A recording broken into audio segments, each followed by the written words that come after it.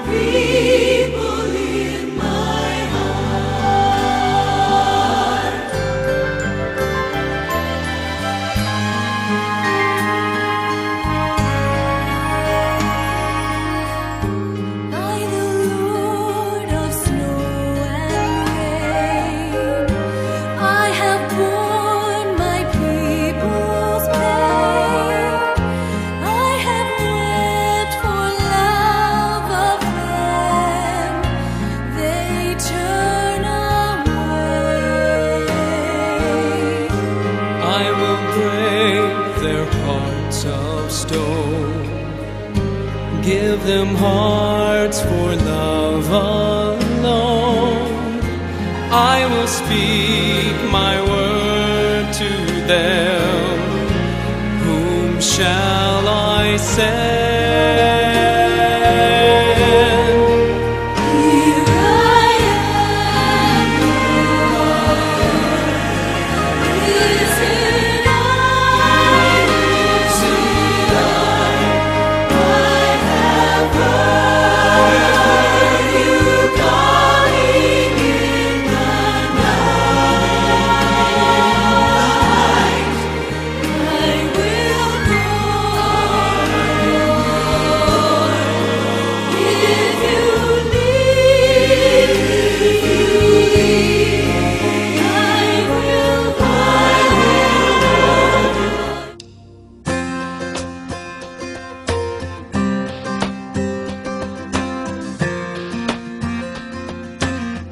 The Bible says it's a good thing to give thanks to the Lord. Amen?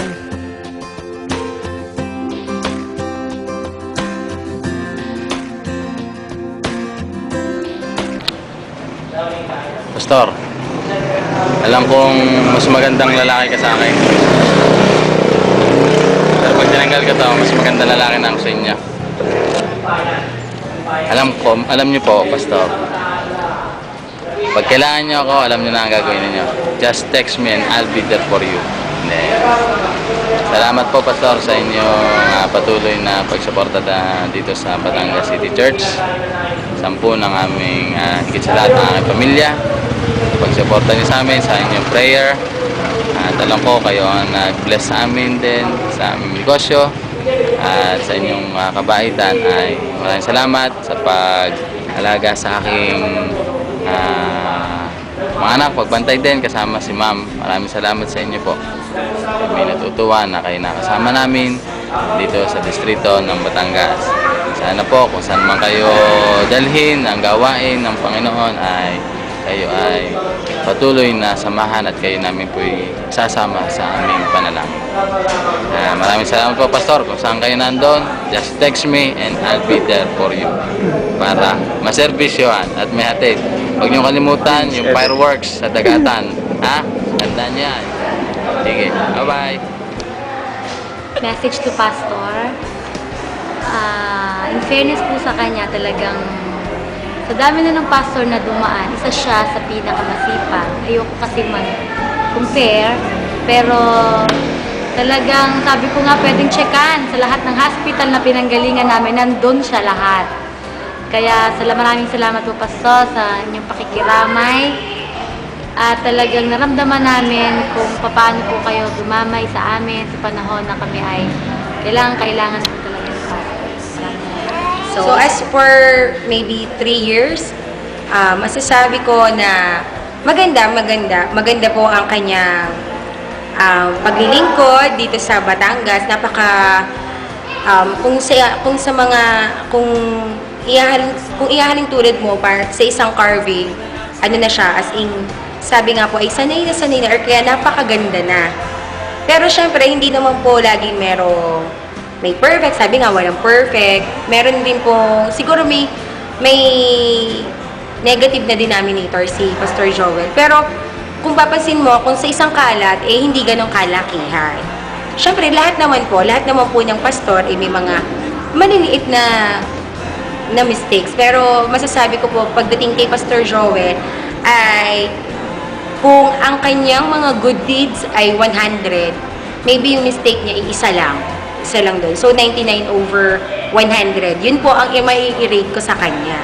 Kasi lalo na po pagdating po, lalo sa mga lugar na madalayo, talagang kasama namin si Pastor sa pag-aabot ng mabuting balita, ng gospel ng Panginoon. As in, yun po ay, halimbawa, speaker sa ibang lugar. Pag tinawag mo, pupunta agad po yan. At ang nakakatuwa po, na si Pastor po ay dumating sa Batangas, ay halos mga namamatay po ang mga tao. Nakatawa. At lagi po siyang napunta doon. Medyo problema na nga po si Pastor. Si Pastor po ang isang sa mga pastor na kilala ko na laging naghihintay ng ikakasal.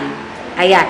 Lagi po siya naghihintay ng ikakasal. Dahil halos nga po sa Batangas ay mga namatay na, mga matatanda.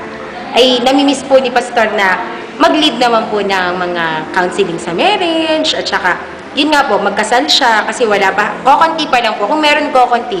So, yun po, all in all, si Pastor naman kung sa akin, kung ako po, hindi ko naman po dinadamay lahat, pero ako po, isa sa mga natanong kung ano po ang performances ni Pastor, sa akin po, very good po siya. Very good, close to excellence. Magandang araw po sa inyo lahat. Ako po ay nagpapasalamat at si Pastor Romero ay nadestinod sa aming lugar. Malaking bagay ang nagtutulong ni Pastor Romero, lalo tigit sa mga problema namin dito. Pag ako may problema ay nilalapit ko Pastor Romero, tinatawagan ko siya sa kanyang lisan at ayos naman, pinapanalangin pa niya ako, dinadalanan pa ko ng mga magandang mga salita na makapagpapataba ng puso. Parang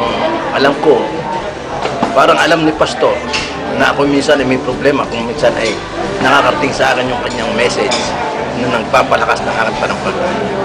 Kaya wala akong masasabi kay Pastor.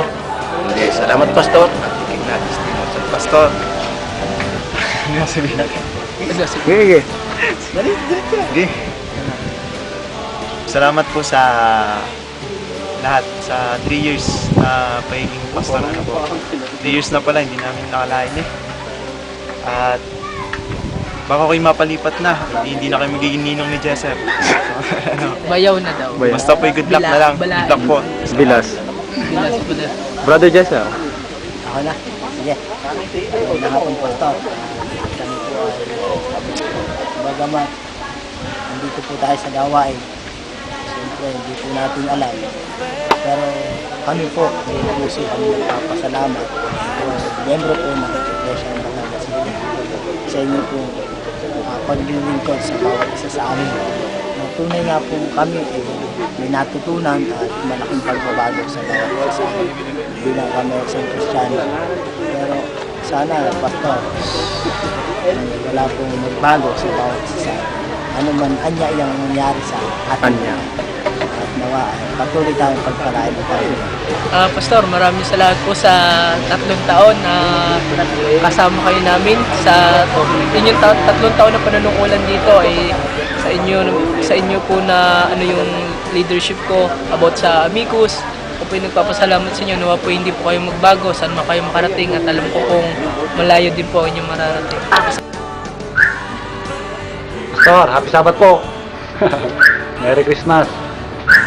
Sabi nila, dapat po meron kaming iwan sa inyo ng munting alaala. Ano po? Siguro naman, napakamurami nyo ng munting alaala dito sa Batangas City. Ano po?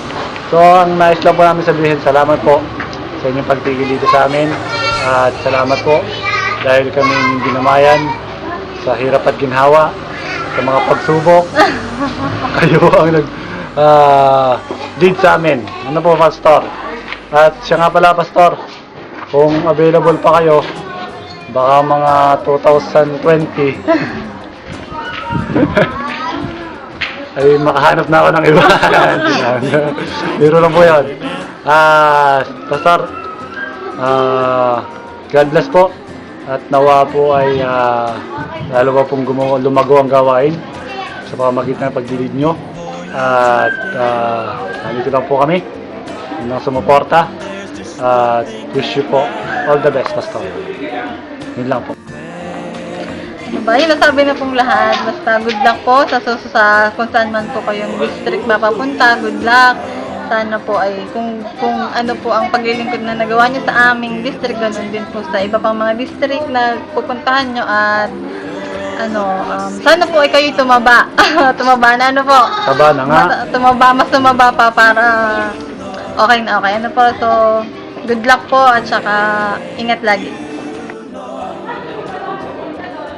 Pastor, Merry Christmas! Saludo ako sa inyong pangunguna. Thumbs up.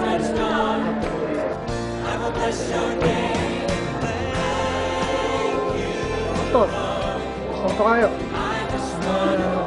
Congrats nga po pala kayo sa pagiging masiglan ninyo at mainit sa pangunguna po sa ating distrito bilang pastor namin. Pinagpapasalamat po namin masaya at dito masiglang pangunguna sa amin. Mula po sa inyong mga susunod na mga obligasyon sa church, ito ay mas mataas, ay ito po ay mas higit pa ang inyong magawa.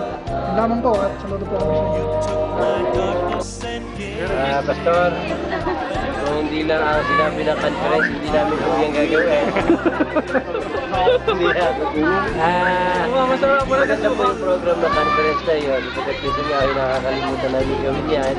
Pero marapat niya lamang na magkaroon ng recognition ang mga pastor. Unang-unang nakikita naman namin kung gaano kayo kasipag. Kami ay nagpapasalamat sa Lord. Salamat.